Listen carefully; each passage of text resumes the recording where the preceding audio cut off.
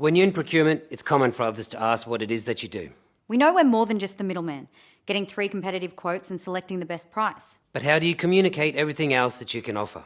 Whether you're procuring for an organisation or making personal purchases, getting value is always more than just how much something costs.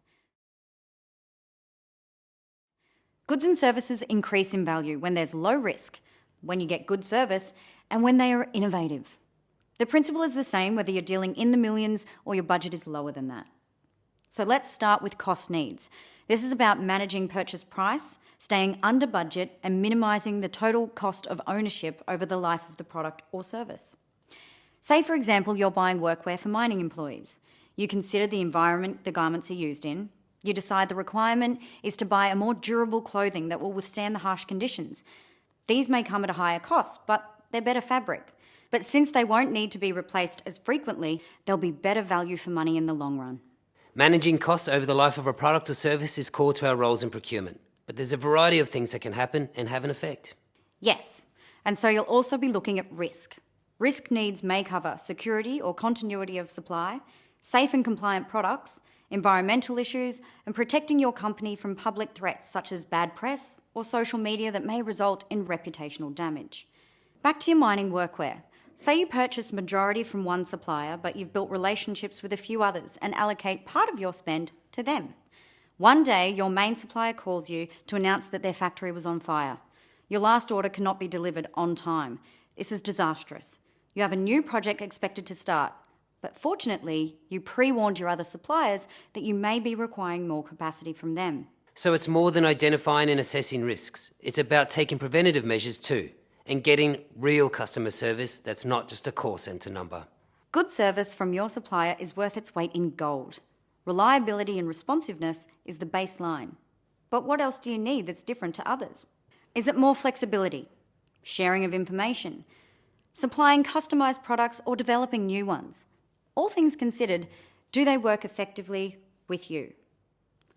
So you fostered good relationships with your workwear suppliers, above the bare minimum of making sure their invoices get paid on time. You communicate regularly, share information equally, recognise and reward their contributions.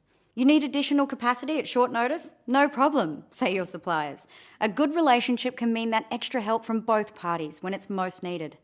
So cost, risk and service all impact on the value of a purchase, but what about innovation?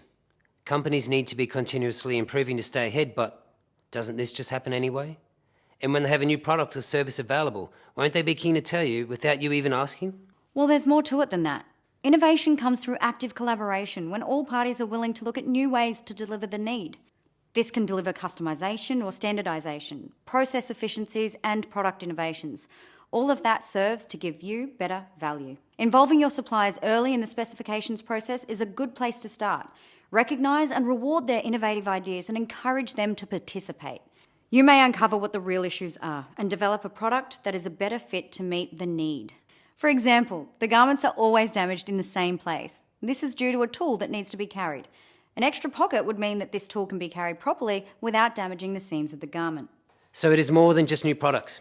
It can involve bespoke or customised solutions to fit your specific needs. In summing up, we can see that delivering value through cost and risk management are procurement's licence to operate. These need to be covered first in order to get buy-in from senior management to start addressing service and innovation.